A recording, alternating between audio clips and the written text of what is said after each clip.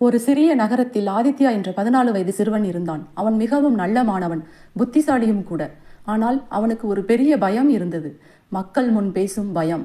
பள்ளியில் ஆசிரியர் கேள்வி கேட்டாலும் அவன் பதில் தெரிந்திருந்தாலும் எழுந்து பேச மாட்டான்.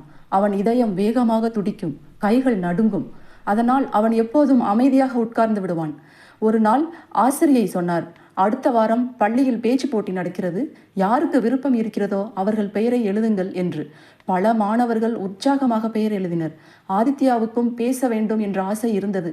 ஆனால் பயம் காரணமாக அவன் பெயரை எழுதவில்லை. அதை ஆசிரியை கவனித்தார்.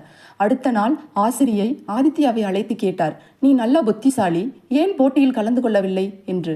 ஆதித்யா மெதுவாக சொன்னான், எனக்கு மக்கள் முன் பேச பயமாக இருக்கிறது என்று.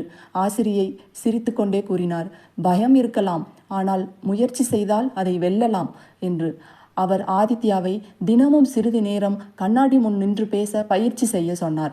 ஆதித்யா தினமும் வீட்டில் கண்ணாடி முன் நின்று பேச ஆரம்பித்தான். முதல் நாள் மிகவும் பயமாக இருந்தது. ஆனால் தினமும் முயற்சி செய்தான். அவன் மெதுவாக நம்பிக்கை பெற ஆரம்பித்தான். போட்டி நாள் வந்தது. ஆதித்யாவின் பெயர் அழைக்கப்பட்டது.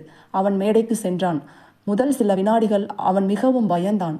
ஆனால் ஆசிரியை சொன்ன வார்த்தைகள் நினைவுக்கு வந்தது. அவன் ஆழமாக மூச்சு விட்டான். பின்னர் மெதுவாக பேச ஆரம்பித்தான். சில நிமிடங்களில் அவன் நம்பிக்கையுடன் பேச ஆரம்பித்தான். அனைத்து மாணவர்களும் கைதட்டினர். வெற்றி! போட்டியின் முடிவில் ஆதித்யா 2ஆம் பரிசு பெற்றான். அவன் மிகவும் மகிழ்ந்தான். பின்னர் உணர்ந்தான், பயத்தை எதிர்கொண்டால்தான் அதை வெல்ல முடியும். இந்த ஸ்டோரி பிடிச்சிருந்தா ஷேர் பண்ணுங்க, மறக்காம சேனலை சப்ஸ்கிரைப் பண்ணுங்க. நன்றி.